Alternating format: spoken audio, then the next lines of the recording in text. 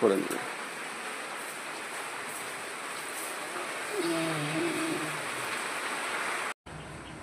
আমাদের সব কিছু রেডি হয়েছে। এবার আমরা দেখাবো সিলিন্ডারটা কিভাবে তৈরি করা হচ্ছে। এই হচ্ছে মাশরুমের বীজ।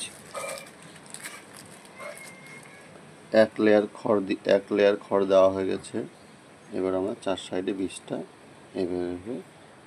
এইভাবে আমরা 4 সাইড ভেঙে ভেঙে দিব। 4 সাইডে এভাবে ভেঙে দেওয়ার পরে আমরা আবার খড় দিব।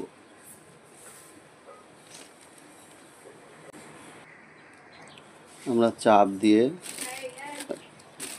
দিয়ে এরকম সমান করে নিয়েছি। এবার আবার বীজ দিব।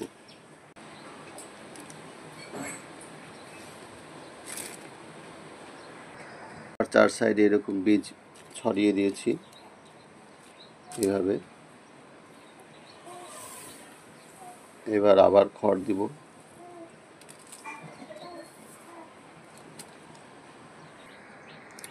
খড় দেওয়া কমপ্লিট। এবার সুন্দর করে চাপ দিব। চাপ দিয়ে যাতে টাইট হয় দিয়ে শক্ত করে দেব।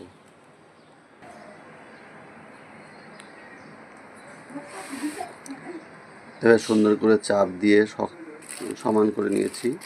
নেওয়ার পরে আবার বীজ দিব। আবার 4 সাইডে এরকম বীজ দিব। টোটাল 4 বার বীজ দিব এবং 5 বার খড় দিব। এবার আবার এইরকম খড় দিব।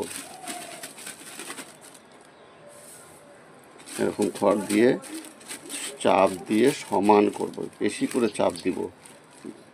বেশি করে চাপ দিয়ে সমান করব। আবার বীজ দিয়ে দেওয়া হলো। এবার 4 বার বীজ দেওয়া কমপ্লিট। আর এবার হবে 5 বার খড় দেওয়া কমপ্লিট, অর্থাৎ গমের ভুসি দিয়ে এবার সুন্দর করে টাইট করে বাঁধলেই সিলিন্ডার রেডি।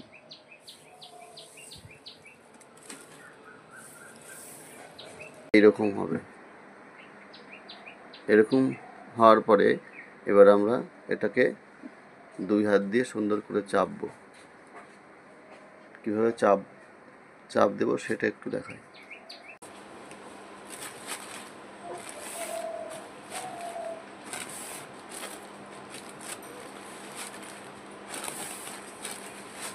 এইভাবে ঘুরিয়ে ঘুরিয়ে চাপ দিতে হবে।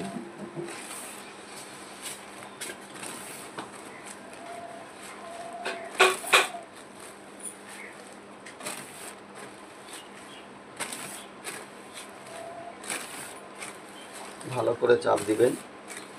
দিয়ে এইরকম চাপ দেওয়ার পরে এরকম একটা কাঠি নিয়ে এইখানে এবং ওপর থেকে চারাগো নিচে এইখানে টোটাল 8খানা ফুটো করব। ঠিক এর উল্টো দিকে, তারপরে এই সাইডে, তারপরে এই সাইডে।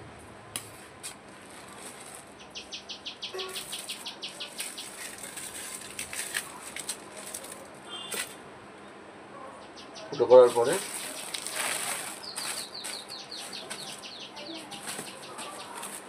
হাতের মধ্যে যদি না আসে তাহলে একটু কম দিতে।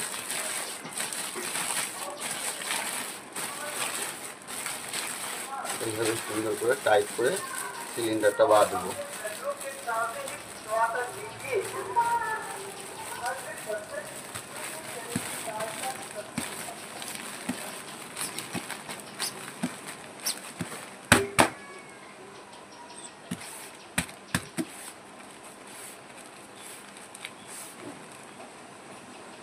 এরকম করে বেঁধে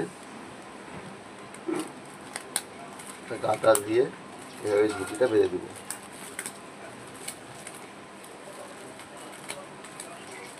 বাঁধলেই কিন্তু আমাদের সিলিন্ডার রেডি। এইবার যে 8টা জায়গাতে ফুটো আছে সেই 8 জায়গাতে আমরা একটু করে তুলো গুঁজে দেবো।